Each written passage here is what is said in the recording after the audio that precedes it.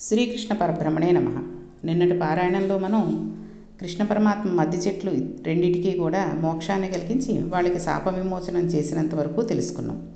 యశోదానందులు అక్కడ ఉన్న గోపాలరు ఈ చెట్లు పడిపోయిన శబ్దాన్ని విన్నారు. 2 పెద్ద మద్ది చెట్లు పడిపోయాయి. పైనుండి పిడుగు ఏదీ పడలేదు, పెనుగాలి రాలేదు. పోనీ ఎవరైనా గండ్రగొడ్డలతో నరికారా అంటే అది లేదు. ఎవరూ నరికినట్టు ఆనవాళ్లు కనబడడం లేదు.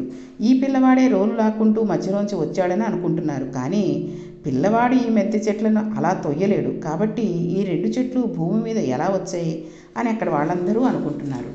చెట్లు పడిపోవడం కృష్ణుడితో పాటు ఆడుకుంటున్న చిన్నపిల్లలు చూశారు. అక్కడ ఆడుకుంటున్న పిల్లలు వచ్చి ఈ చిన్న కృష్ణుడి రోలు ఈడ్చుకుంటూ 2 చెట్ల మధ్యలో నుండి వచ్చాడు. అలా వచ్చినప్పుడు ఈ 2 చెట్లు భూమి మీద పడిపోయాయి.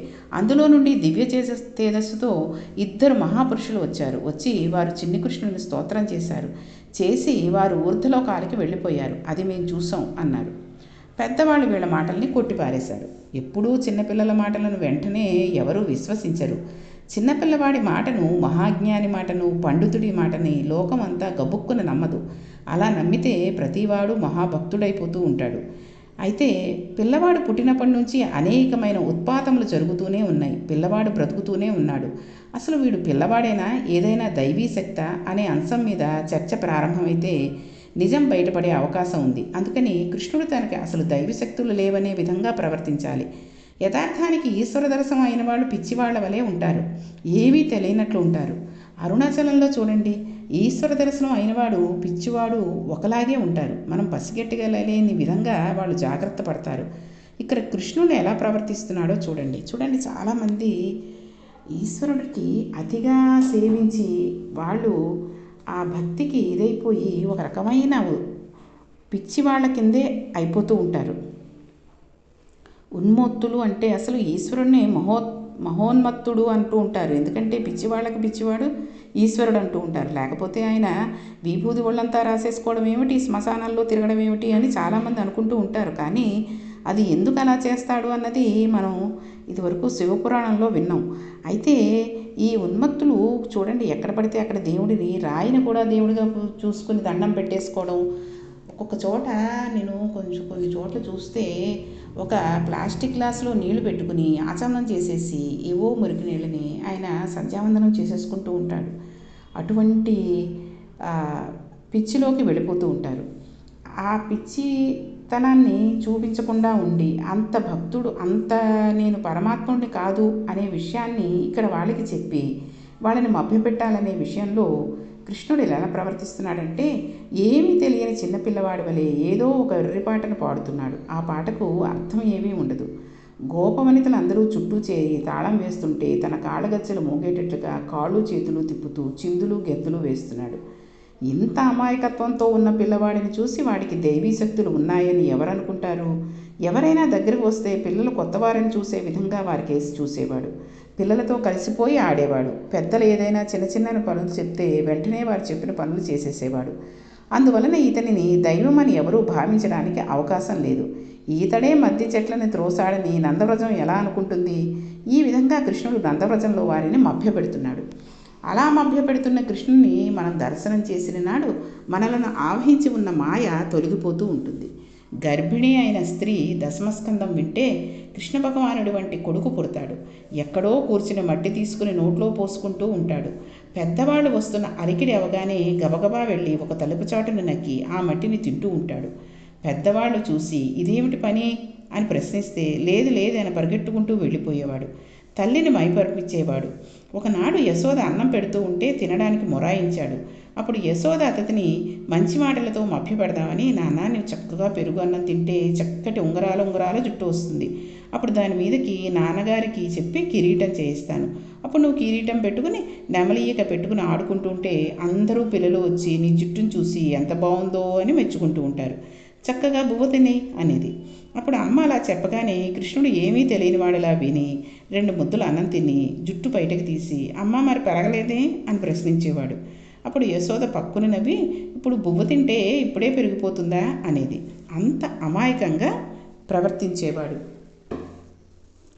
సెలగోలలని పూర్వం ఇళ్లలో ఉండేవి. అవి ఇప్పుడు మనం ఉపయోగించే స్నానపు తొట్టల్లాంటివి. వాటిని పట్టుకునేందుకు 2 వైపులా రింగులు ఉంటాయి. వాటిని గోరువెచ్చటి నీటితో నింపేవారు. చాలామందికి పూర్వం ఉన్న వాళ్ళకైతే తెలుస్తుంది ఈ విషయం. అందులో పిల్లలు దిగి స్నానం చేసేవారు, ఆడుకునేవారు. పిల్లలు అందులో మునిగిపోవడం అనేది ఉండదు, లోతుగా ఉండేవి కావు. పిల్లలు అందులో పడిపోయిన 2 అంచులు పట్టుకుని లేవగలరు, వాళ్ళకేమీ ప్రమాదం సంభవించదు. ఒక రోజున కృష్ణుడు చిన్న కర్ర పట్టుకుని సెలగోలలో ఉన్న నీళ్లలోకి చూశాడు. ఆ నీళ్లలో తన నీడే మరొక పిల్లవాడు కర్ర పట్టుకుని ఉన్నట్టుగా కనిపించింది. నీళ్లలో పిల్లవాడు తనను కొట్టడానికి వస్తున్నాడని వెనక్కి తిరిగి వెళ్ళిపోయాడు. మళ్ళీ వెళ్ళి చూశాడు. ఈయన ఎంత అలా చూస్తున్నాడో ఆయన అంతలా చూస్తున్నాడు. అమ్మో, కొట్టేస్తాడని వెనక్కి వెళ్ళిపోతున్నాడు. వెళ్ళి తనను కొట్టాలని ఎవడో సెలగోలలో దాక్కున్నాడని అమ్మకి చెప్పాడు. యశోద ఎక్కడ ఉన్నాడో నాకు చూపించమని సెలగోల దగ్గరకు వచ్చింది.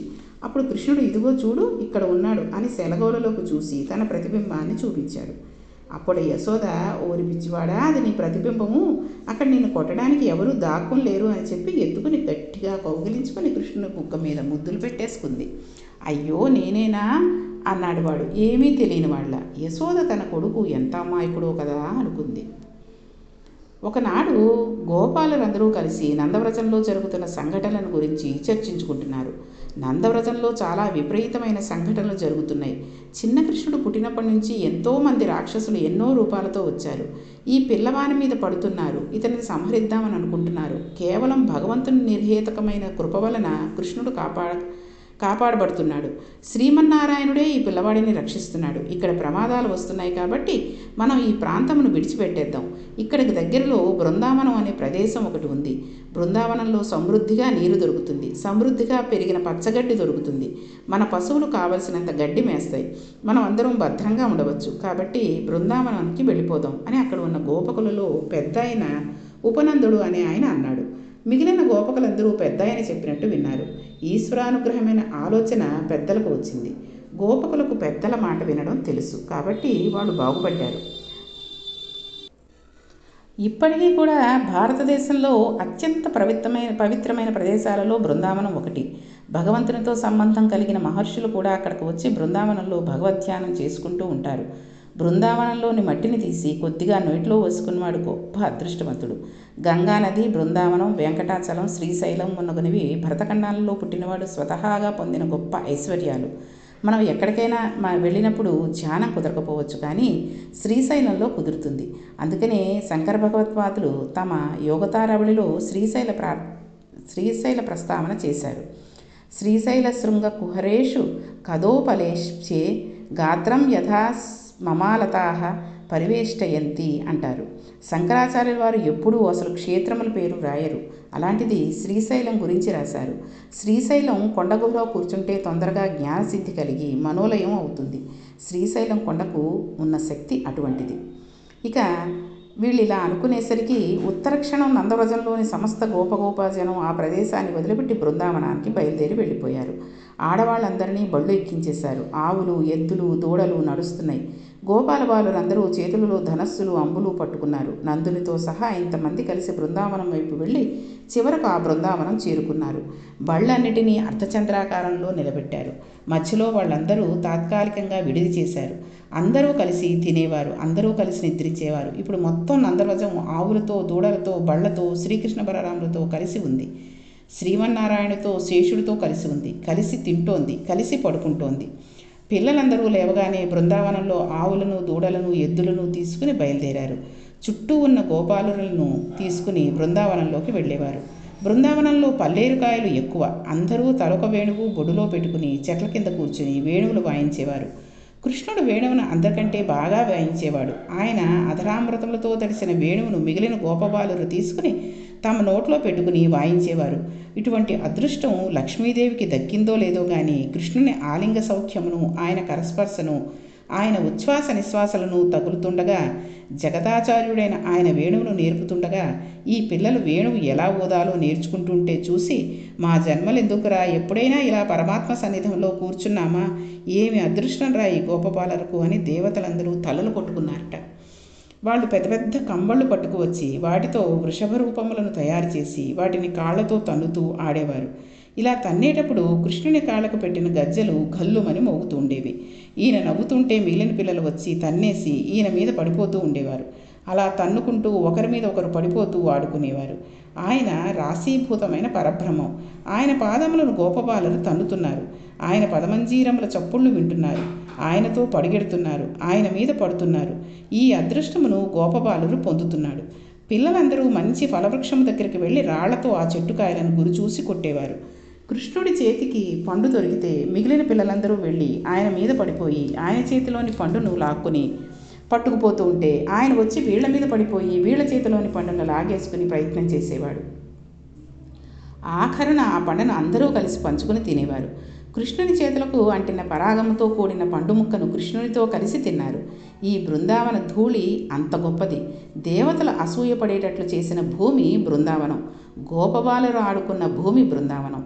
పిల్లలు వివిధ జంతువుల కూతలు అనుకరిస్తూ కూసేవారు. ఒక్కొక్క జంతువు అరిచే విధంగా వీళ్ళు పొదలో కూర్చుని అరిస్తే ఆ జంతువు తమ జాతి జంతువు అరుస్తోందని పరిగెత్తుకు వచ్చేవి. అప్పుడు వీళ్ళందరూ పరిగెట్టుకు వెళ్ళి ఆ జంతువును పట్టేసుకుని దానితో కాసేపు ఆడుకునేవారు. తర్వాత ఆ జంతువులను వదిలేసేవారు. అరవిరిసిన పెద్ద పెద్ద తామర పువ్వులు ఉన్న సరోవరంలోకి కృష్ణ బలరాములతో పాటు పిల్లలందరూ దిగిపోయేవారు. ఒకరి మీద ఒకళ్ళు నీళ్లు చల్లేసుకునేవారు.